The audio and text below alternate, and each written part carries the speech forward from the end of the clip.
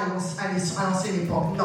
Nous avons notre époque actuelle où nous pouvons trouver des vrais modèles qui combattent par rapport à la jeune fille mère, qui sont vraiment une réelle orientation, rien que par leur expérience de vie. Alors, sans plus tarder également, je pense que nous allons appeler madame. Donc c'est pas pour dire que non, toutes les jeunes filles mères, souvent elles vivent une vie de précarité, elles vivent dans les rues, je ne sais pas, elles sont abandonnées dans d'autres, des fois elles vivent dans des bandes familles. Mais vu que vous avez déshonoré la famille, souvent on subit des rejets. Donc la famille te rejette parce que tu n'as pas honoré la famille, tu es rejeté, tu es délaissé, et tu te débrouilles avec ton monde, tu es là, tu te débrouilles. Mais je bénis Dieu parce que je n'ai pas été faire n'importe quoi, comme d'autres dans mon état, dans ma circonstance. J'ai des sœurs qui se sont égarées, d'autres aujourd'hui ne prient pas, d'autres aujourd'hui se sont mis à se prostituer. Moi je bénis Dieu de ce côté-là, de ne pas avoir été allé faire n'importe quoi, si ce n'est pas que pour tirer la couverture de mon côté, mais il y a eu des fois où je suis allée demander, où je suis allée, même en tant que mère, j'avais un enfant, mais je suis allée voir des anciens amis avec lesquels j'étais pour me donner de l'aide. Donc c'est pas chose facile. Et vraiment, je remercie la sœur Ruth pour cette initiative. Je bénis le Seigneur pour cette plateforme, parce que je me dis que plusieurs filles qui ont été ou qui sont en ce moment dans la situation dans laquelle j'étais, si elles ont au moins quelqu'un qui peut tourner l'attention vers eux, si elles ont quelqu'un qui peut les soutenir, on ne peut pas les soutenir des fois financièrement, mais des fois ils ont besoin des personnes qui les soutiennent moralement, parce que souvent on subit le rejet, vous subissez des insultes au quotidien, des fois voilà, vous sortez dans la rue, les gens vous dévisagent, il y a des gens qui vous calomnient, voilà. Et des fois je sortais même plus dans la rue, je me disais, mais si je sors, les gens vont m'insulter, ils vont me regarder du mauvais œil. Et d'autres subissent des traumatismes à cause de tout cela, le rejet de la société. Des fois, vous avez des amis, voilà, à l'école, ils se mettent à vous dévisager, ils vous abandonnent, ils se disent, voilà, tu as un mauvais comportement, tu as une mauvaise réputation, ou bien, voilà, tu as des amis au monde, je ne peux pas être avec toi, parce que les gens vont me juger comme toi, les gens vont dire, sûrement, je suis comme toi. Et de surcroît, quand on met au monde et ton fille, c'est très compliqué. Et souvent, même les mamans du quartier, ils avaient cette habitude-là d'insulter, voilà, tu passes, tout le monde te regarde, tu deviens l'identité remarquable du quartier. Et donc, je soutiens vraiment cette initiative-là d'aider, d'encourager la jeune fille mère. Et je souhaiterais même que même le gouvernement, que même ceux-là qui prient, ceux-là qui ont ce bon cœur-là, de pouvoir soutenir, de pouvoir aider. Je ne dis pas que de soutenir que financièrement, non, ce n'est pas plus important. Parce qu'il y a eu des moments où j'avais le soutien financier, mais ce n'était pas plus important que le soutien moral. Ce n'était pas plus important que l'accompagnement, parce que j'avais personne. Je pouvais avoir l'argent, mais je suis seule. Je suis là dans ma chambre, dans les quatre coins de mon mur. Des fois, tu viens, il n'y a personne pour venir te saluer. Dès que tu sors au salon, voilà, tout le monde est frustré. Donc, toutefois, on n'a pas que besoin des soutiens financiers, on a aussi besoin des soutiens moraux. On a besoin des gens qui nous accompagnent. Dans ces épreuves que nous avons eu à vivre, parce que j'appelle ça épreuve, je me dis que toutes les jeunes filles qui sont devenues mères, forcément, n'ont pas voulu l'être. Et voilà, ils se sont laissés. Je dirais même à ceux qui sont parents, peu importe votre statut social, peu importe là où vous vivez, peu importe ce que vous faites, vraiment donner de l'attention à vos enfants. Parce que ce n'est pas chose facile de partager son expérience, ce n'est pas chose facile de parler de son vécu, de parler de sa vie. Nombre d'entre nous ont souvent tendance à prendre place.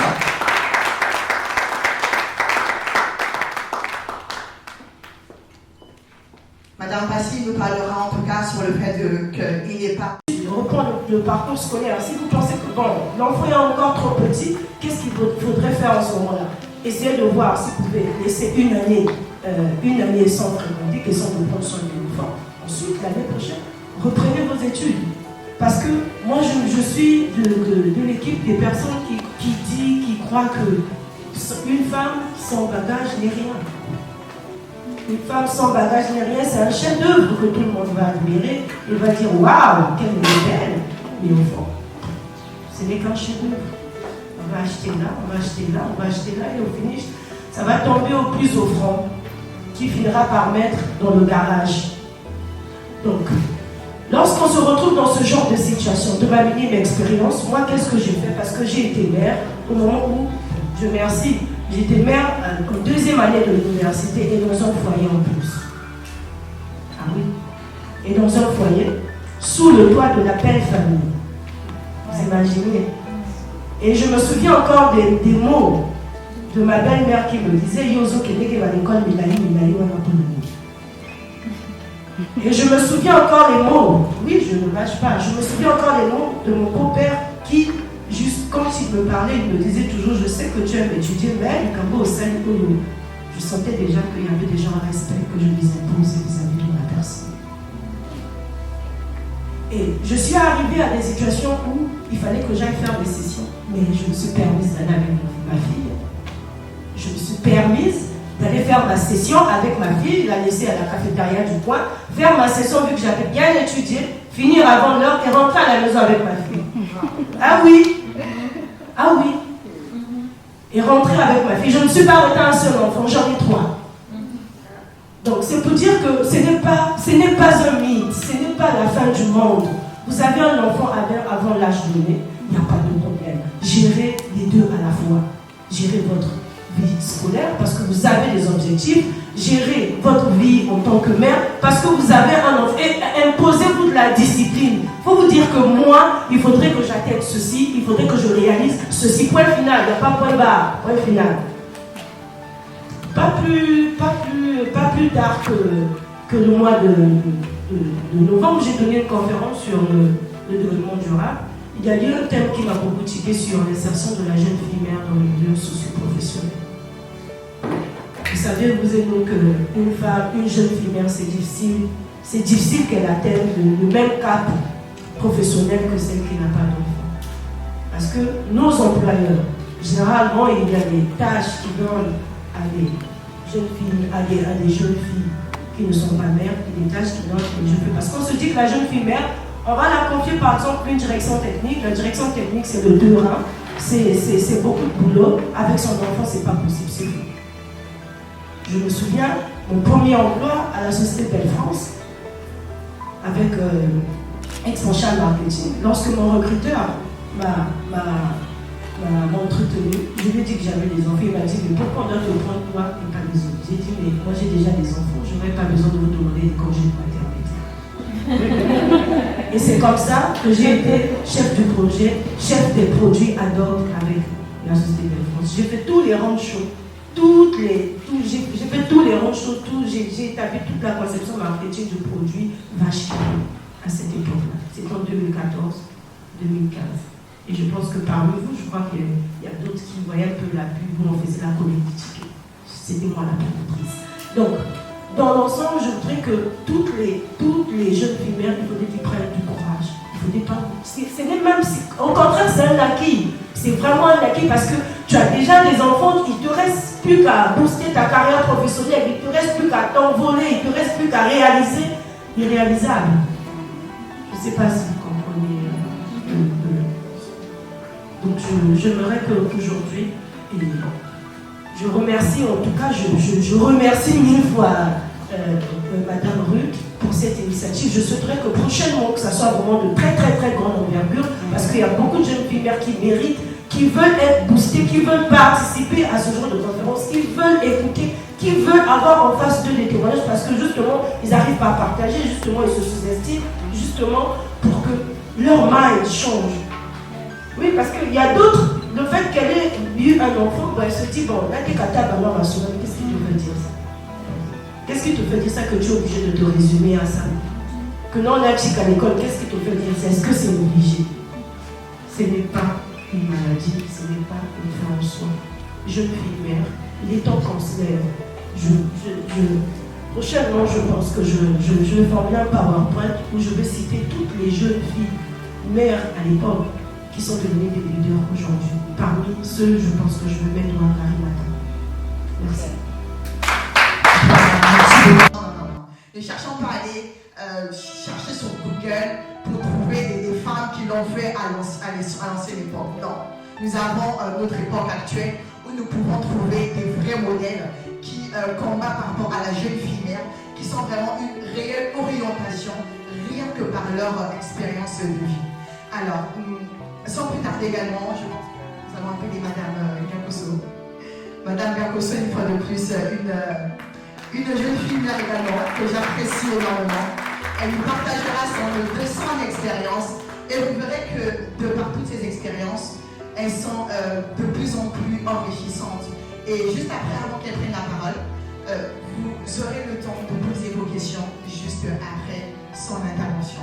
Donc si vous avez une question concernant la FIMER, concernant les thématiques que nous venons déjà d'aborder, le fait de voir les différentes crèches publiques, bien évidemment, que Madame Massy vient de citer, de voir également quelle orientation pour tout soit, comment faire, ou encore des objectifs, encore comment s'organiser pour autant combiner entre vie de mère et également vie professionnelle. Parce que c'est vrai, tu veux être mère, mais tu ne vas pas dépendre d'un homme financièrement toute ta vie.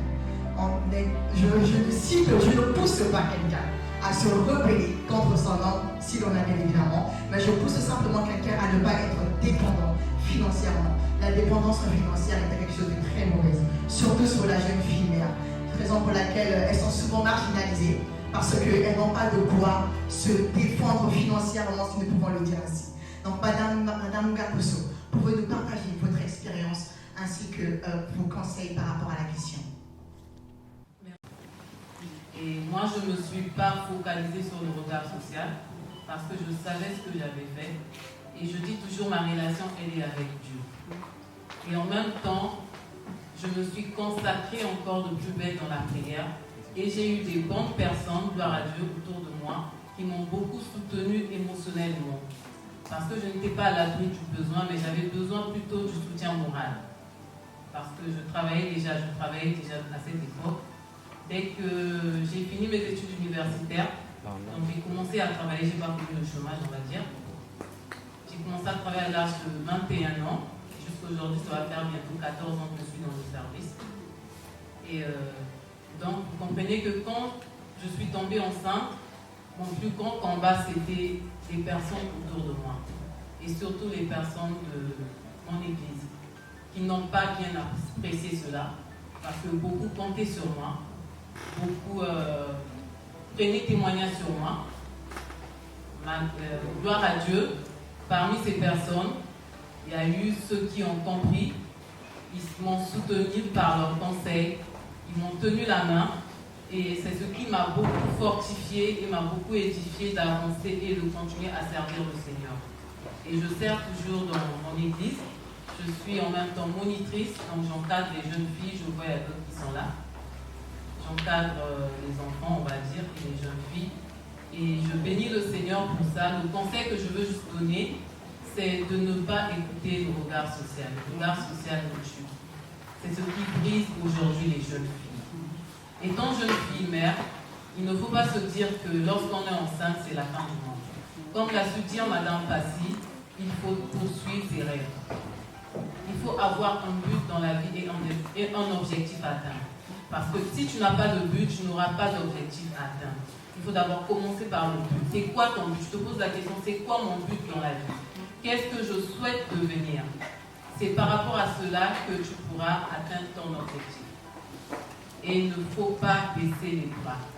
Je conseille souvent aux jeunes filles de ne pas se focaliser sur ce que les gens disent, mais plutôt de se focaliser sur ce que eux ils pensent. Qu'est-ce que tu veux de ta vie?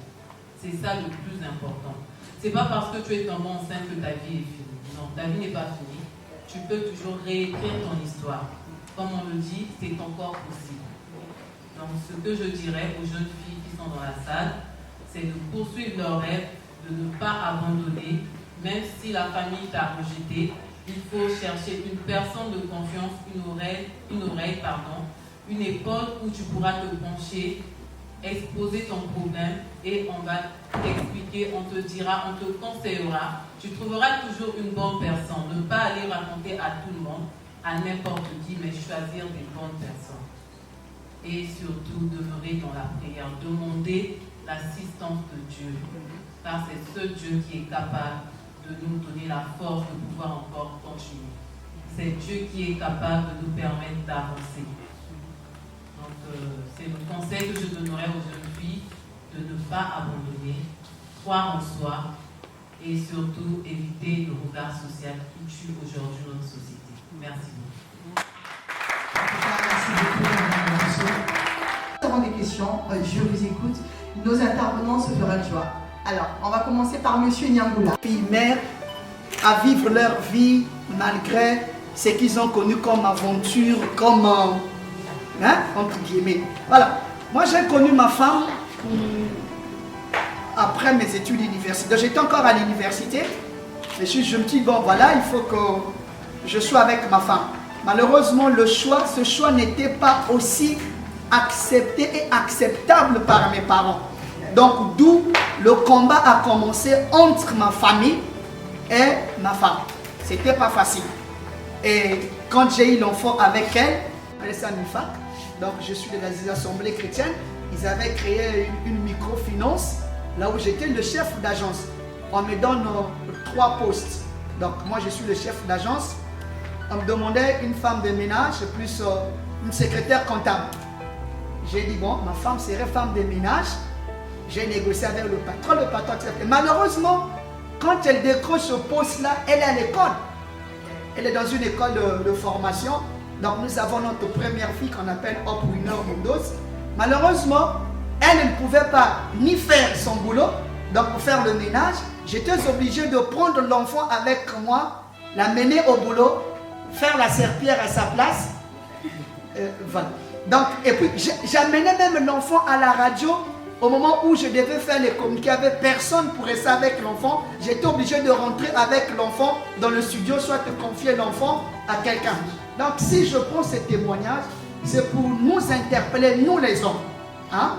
C'est pour nous interpeller, nous les hommes. C'est nous qui engrossons les femmes. Bivou moke vanda ya beto. Ni beto batke tout là-bas bivou. Mais d'où vient que lorsque ces femmes-là acceptent de porter nos enfants, nous les abandonnons. Madame Ruth, pourquoi, si je vois le R, c'est peut-être le réseau, c'est ça. Pourquoi? Le R là, c'est RJFM, c'est le réseau, non le R pour non, c'est le R, c'est pour la révalorisation. Voilà. Maintenant, pourquoi revaloriser la jeune fille? Est-ce que vous dites que c'est déjà fini pour elle, il n'y a plus d'espoir? Ou bien, pourquoi? Et la deuxième question, c'est vrai, il faut les aider. Et comment est-ce que vous faites pour les accompagner? Qu'est-ce que vous faites pour que demain, ceux qui ont connu cette première expérience ne reviennent plus? Et parmi les 3 témoignages que j'ai suivis, il y a aussi une qui m'a plus intéressée, pour la dame qui est Madame Andama. Madame Andama. Madame Andama, merci et félicitations. Alors, maintenant, aujourd'hui, après cette expérience peut-être douloureuse, qu'est-ce que vous avez fait ou bien qu'est-ce que vous continuez à faire pour que ceux qui sont proches de vous ne retombent pas dans cette bêtise que je mets entre guillemets? Merci beaucoup. Tu dois aller à l'école, tu dois faire ton bac. Je fuyais même les cours, j'allais chez lui me chasser. Il dit non, tu dois aller à l'école. Il me donnait des conseils, tout le réconfort que j'avais besoin, tout l'amour que je voulais. Et il m'enceinte, c'est le premier à s'enfuir.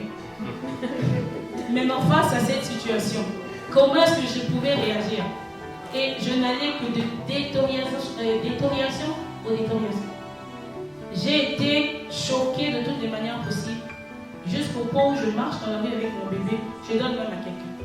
Tellement j'ai perdu la tête. Moi, avant que j'ai donné mon bébé au marché de Tietie, à quelqu'un comme ça, je marche sur la tête. Je dois rentrer à Brazzaville. Pourquoi? Parce que j'ai été chassée de la maison familiale. Je suis allée vivre à Pointe-Noire chez des étrangers, une amie à maman. Et là-bas, j'ai subi des traumatismes comme pas possible, parce que j'avais la vision, je faisais des visions terribles, on venait m'ensorceler et tout. Voilà, donc traumatisme physique, traumatisme spirituel. Et c'était vraiment le chaos. Et c'est là que j'ai commencé à prier. J'ai dit à Dieu, je suis une jeune fille, j'ai fait des erreurs dans ma vie, mais mes parents sont chrétiens, on me dit que toi tu fais des miracles. Toi tu fais ci, toi tu fais ça. Je veux voir ces miracles-là, je veux que tu m'aides à m'en sortir de ces situations. Et Dieu a commencé à me parler, j'ai entendu la voix du Saint-Esprit me parler. Et quand le Saint-Esprit m'a dit qu'il m'aimait, c'est là, depuis ce jour-là, que j'ai tout banalisé. Et c'est là que j'ai pris un nouveau départ. Aujourd'hui, je suis pasteur, je suis prophétesse, j'enseigne des jeunes filles, je les conseille tout le temps. On fait souvent cette différence. Et c'est ça qui cause vraiment cet afflux des filles qui courent dans la rue, cherchant des hommes, malgré la puberté qui peut être bien évidemment canalisée. Lorsque nous avons des parents qui nous suivent, mais elles vont dehors. parce qu'elles ont besoin de cette affection. Elles ne vont pas dehors parce qu'elles manquent de quoi manger chez eux, mais c'est parce qu'elles manquent un soutien ou encore de l'affection. Ça peut être l'affection d'un père, mais également l'affection d'une sœur ou encore d'un frère. Aujourd'hui, nous pouvons remarquer on peut remarquer aujourd'hui que, comment le dire autrement, nous avons certainement des grands frères, des grandes sœurs qui ne savent pas apporter de l'amour ou de l'attention à leurs jeunes frères. Et on se dit souvent que non, je pense que ce n'est pas la bonne attitude de faire. Pour moi, personnellement, mes petites sœurs sont mes meilleures amies. Je leur donne l'amour qu'il faut pour éviter que dans 2 matins, elles se retrouvent dans la rue en train de quémander l'amour quelque part. Et c'est ça au fait, nous voulons révaloriser la filière. La révalorisation également, c'est le changement de mental. La révalorisation, c'est pas juste parce qu'on veut les réinsérer pour faire une formation ou encore des études. Non, également, on veut changer cette mentalité-là. La mentalité, c'est qu'il y a plus de bonheur à donner qu'à recevoir. Donc, lorsque nous donnons de l'amour, ça ne tue pas. Le contraire, ça évite d'avoir des afflux des jeunes filles sur les réseaux sociaux ou encore en train de courir les rues pour quémander de l'amour, même lorsque ce n'est pas le cas en fait. Je pense que j'ai répondu à votre question. Et si ce n'est pas le cas, je pense que nous aurons le temps de développer cela davantage. Je ne sais pas si nos intervenants ont un apport encore ajouté par rapport à la question de monsieur. La vie continue. Après ça, elle peut réaliser ses objectifs, elle peut réaliser ses rêves. Elle pourra peut-être faire une pause, oui, c'est normal, mais pas totalement s'arrêter, pas s'arrêter. L'importance du mot révalorisation dans cette phrase, c'est que, surtout dans la société musulmane, quand une femme tombe enceinte, surtout avant le mariage, directement elle est bannie. Chez les Marocains, c'est comme ça, hein, elle est bannie, elle devient une fille, voilà quoi. Et je pense que Mme Gakoso, tout à l'heure à l'auditorium, elle a parlé de son expérience en tant que chrétienne, qui est tombée enceinte précocement et hors mariage. Donc, le mot révalorisation est juste mis là pour donner un peu de boost au mind de la jeune fille pour qu'elle comprenne que ce n'est pas la fin. Après, qui vont aussi tomber dans la même erreur. Moi, je n'appelle pas ça erreur parce qu'il n'y a pas plus beau au monde que d'avoir un enfant. C'est qu'ils tomberont dans le même système, dans la même situation plutôt, excusez-moi, dans la même situation pour qu'elle aussi comprenne que ce n'est pas la fin du monde. Elle a eu un enfant et alors elle peut continuer, elle peut évoluer, elle peut avancer. Donc, c'est ce que je tenais à ajouter. Merci. Elle se présenterait avant tout, mais je la demande à Jorad de prendre place et de faire et de partager encore avec nous ces moments assez chaleureux. Si vous pouvez prendre place, s'il vous plaît. D'une mère qui est aussi passée par cette situation parce qu'elle m'a enfantée, elle avait 19 ans et elle avait perdu son mari. Ça a été difficile pour elle de m'élever toute seule. Et elle m'a raconté mon histoire qu'on m'a cachée pendant beaucoup d'années. Excusez, c'est juste que c'est pas facile d'en parler. C'est vraiment pas facile. Parce que ma mère, elle avait juste le BPC quand elle m'a mis au monde. Elle avait 19 ans, c'était une villageoise, on va dire, qui vivait dans la Bonza. L'éternel de sa famille charnelle, voire le revenu total. Aminata est perdue dans ses pensées. Beaucoup de blessures, mais personne pour les penser. Elle garde le sourire, mais dans son rire, il y a comme un vide. Sur ses rides, on arrive à lire, elle cache ses larmes. Aminata est obligée d'abandonner les études, ne pouvant pas supporter la déception dans les yeux de son père. Pourtant, la jeune fille bientôt indépendante prépare son bac. Elle repense à la stérile attendant dans son mariage, au regard pervers de son futur époux. Trop pessimiste elle est, mais le feu des souvenirs reviennent réchauffer et caresser son humeur, des souvenirs d'enfance. Pourtant elle-même encore une enfant, obligée d'avoir des enfants car elle porte le nom de celui qu'elle appelle son père. Elle repense à sa mère, qui l'a promis de rester du berceau à la tombe. Elle qui se battait pour que sa fille puisse vivre une vie différente de ce qu'elle a eu. Mais elle est sortie de sa bulle, face au poids de la société, face au poids des traditions. Le libre arbitre, comment nos mères élèveront-ils nos fils si si l'homme, lui, est toujours plein de vices? Comment nos mères élèveront-ils nos fils si l'homme, lui, est toujours plein de vices? Merci.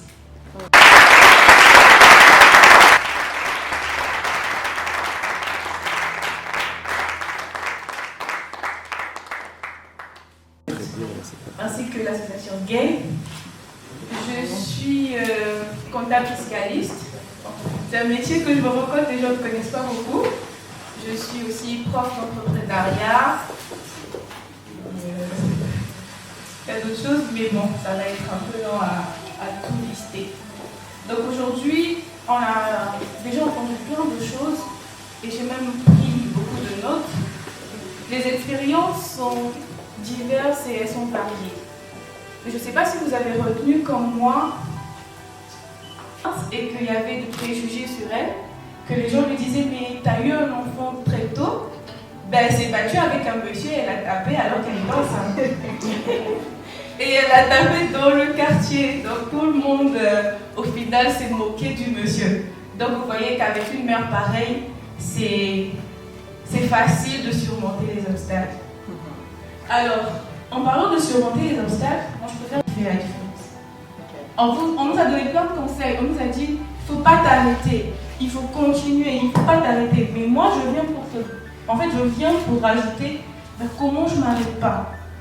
Comment je suis là, je suis jeune fille mère, je suis là, je suis triste.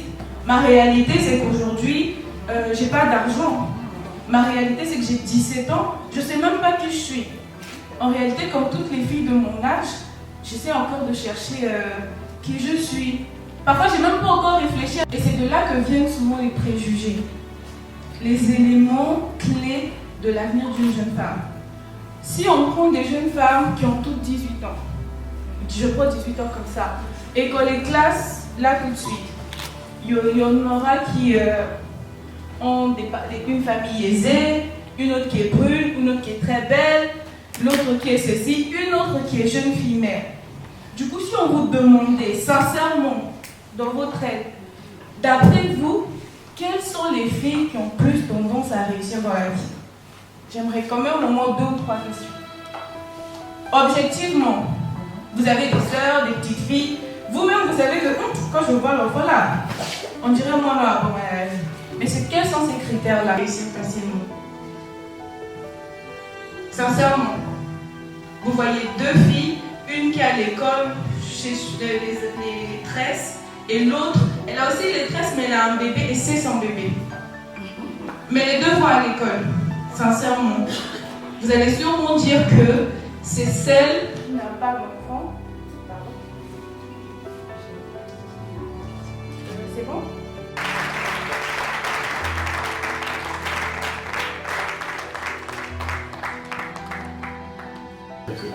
Constitutionnellement parlant, dans son organisme, elle n'est pas peut-être prédisposée, vu son âge, à mettre au monde un enfant, mais il y a des cas particuliers.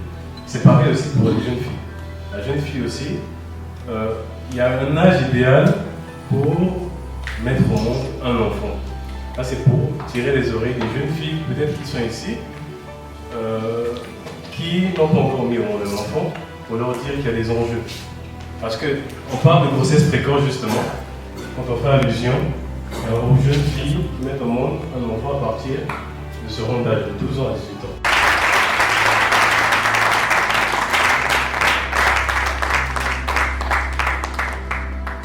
Sur un reportage, vous irez couvrir des activités ministérielles, vous allez rencontrer des ministres en face de vous. Il faut vraiment de la bravoure pour poser certaines questions. Il faut être vraiment courageuse. Une fois, dans mon lieu de service, quand je suis arrivée nouvellement, ça c'est un petit témoignage, j'ai commencé à travailler. Par la grâce de Dieu, j'ai commencé mon ancien rêve comme personnel. Au moment de test, en plus on faisait des comment on appelle ça chez nous? Chez nous on appelle ça des backstage. Vous êtes en backstage, vous êtes en train d'apprendre d'abord dans la non avec une collègue. Je ne sais pas qu'est-ce qui s'était passé. Il me le dit clairement que madame Yangoula, désolée, vous n'avez pas une belle voix. Ça, c'est dans le milieu professionnel. Il me dit, vous n'avez pas une belle voix. Je voulais toujours être journaliste. Parce que ça faisait partie de mes rêves. J'ai dit non, je ne pourrais jamais accepter qu'il y ait quelqu'un qui va enterrer mes rêves. J'ai dit non. Personne qui sera là pour vous encourager. Et moi, tout le temps, je me disais non, j'irai de l'avant, je ferai quelque chose. C'est pour dire que vous devez sortir le meilleur qui est en vous. À cela, n'oubliez pas. Ayez toujours la valeur ajoutée dans tout ce que vous faites. Il ne faut pas oublier ce que vous avez déjà réalisé dans le passé. Avoir un enfant n'efface pas vos réussites. Avoir un enfant n'efface pas votre intelligence. Avoir un enfant n'efface pas vos qualités. Continuez de croire en vous. Continuez de croire que ce que vous avez fait hier, vous pouvez encore faire 2 fois, 3 fois plus aujourd'hui. Parce que vous n'avez plus qu'une seule motivation, c'est-à-dire votre vie et donc réussir. Vous avez maintenant 2 vies à défendre. Utilisez cette source d'énergie et cette force pour continuer à réaliser vos rêves.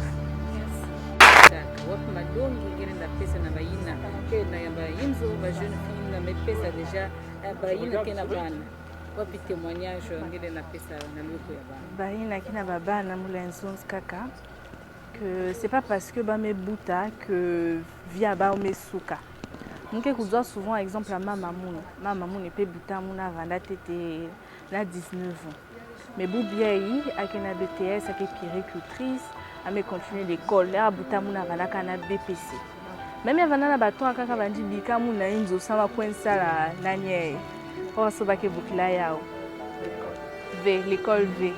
Ça m'a coûté un bon bac et bouclier aux femmes de ménage en français là qui vont nous avaient sur bac et donc parfois on dit qu'on a ça m'a coûté moi qui m'a parce que na moi na bac vanda j'avais bien aussi livre elle-même donc il y avait na passé oh bah jeune fille à Boubier bet qui na ba occasion mingi à coûter un bon peut-être esthétique couture coiffure donc Kuvana mwana yakeve raison ça me bik l'école ça me vanka makina kuvila ka peut-être bakal sakima ve yakeve raison donc il y a une na jeune fille mère que c'est pas parce que bakena babana que via ba mesuka que bake vanka makina ti côté bake ko élevé yakena ba bimba lensala qui sont là qui salo maboko ba lensala.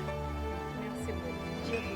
Que l'association apporte d'autres choses. Tout premièrement, je dis merci à l'association pour cette initiative parce que ça n'a pas toujours été facile pour la jeune fille mère de se sentir aimée, considérée par la société.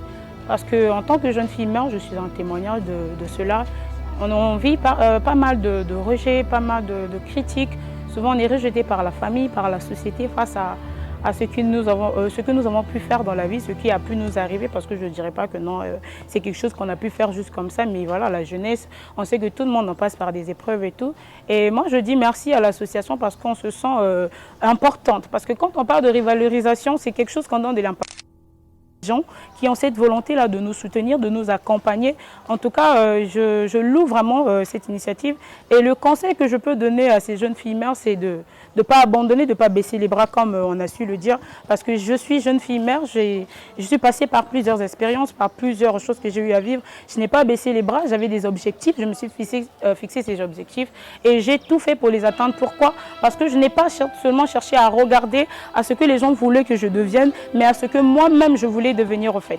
J'ai juste fait une rétrospection sur ce que je voulais être avant et malgré tout ce qui m'est arrivé dans la vie, je n'ai pas baissé les bras. J'ai pris du temps, oui, à guérir de mes blessures, de tout ce qui m'est arrivé, mais j'ai foncé, j'ai visé l'avenir et je me suis battue et aujourd'hui, je suis ce que je suis. Donc, j'aimerais juste dire à ceux-là qui veulent intégrer la plateforme, à ceux-là qui ont besoin de cette aide, qu'ils viennent parce que moi, vraiment, l'association a su m'aider avec des conseils, avec des apports qu'ils ont su mettre en œuvre. Et j'aimerais vraiment aussi lancer un appel à tous ceux-là qui peuvent nous aider la jeune fille mère, en tout cas de ne pas hésiter, surtout au gouvernement, parce que ça n'a pas toujours été facile, même dans la société, même dans les quartiers. Souvent, il y a des jeunes filles qui vivent ces situations, mais qui n'ont personne. On n'a pas que besoin de soutien moral, des fois, on a aussi besoin de soutien financier. Donc, c'est un peu ce que j'avais à dire. Merci beaucoup.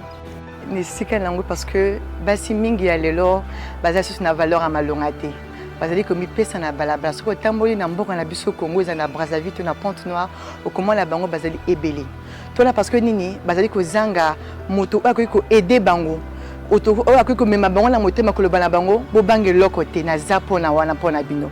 Et association eux ils ko ça c'est parce que to lingi to pesa na elenge mwasi valeur le souci ya koleka au fait. Ai ba ko tomba malikolo ya baninga musu ba ko zalete que non a ko se sentir écarté à tiamin écart par rapport à baningate. Donc yangwana to lingi vraiment ko encourager bilenge nyonso ya basi ya koloba que c'est pas parce que nazana mwana nazana 15 ans nazana 17 ans que bon moinanga esuki que bon moinanga na koseka kosala esuki loko mokote ezala mosala maboko ezala mosala na bureau oyanga vie esuki te kozana mwana elakisi peut pas beba. Donc basi wana to so tombe bango na nombre ya 10 ko pesa bango bakende liboso ko aider bango mokie tozali kozwa yango tozali ko kabolango elongo na bango. Parce que il y a tozela et comme il y a monene ya makasi te pour la kosunga ka bango babaka koyeba ka motema ya moto soko zali nani na oya mokio zanango ozako kabola na baninga nyonso yango en tout cas tozali ko sala la katikati elongo ya association siège na biso ndenge ezali na Talanga na simazando ya Talanga na rue Équateur bakoki koyaka kuna bakokuta ngai to en tout cas bandeko to sala kana bango et to koyeba on dirait ko ndenge nini elongo ko sala elongo na bango donc na Talanga en tout cas na rue Équateur na simazando ya Talanga bakoki kozwa biso ne sikawana. Merci. L'espoir et leur solution. Merci au public pour des questions pertinentes, des suggestions et aussi les apports. Merci à tous d'avoir honoré et accepté notre invitation, d'avoir accepté et honoré cette invitation favorablement. C'est certainement le début de quelque chose ou plutôt d'un marqueur aujourd'hui. Donc je vous appelle simplement à continuer avec nous car nous avons besoin de vous. Distingués invités, chers intervenants, mesdames et messieurs, sur ces mots, je vous souhaite bonne année et les vœux les meilleurs. Merci.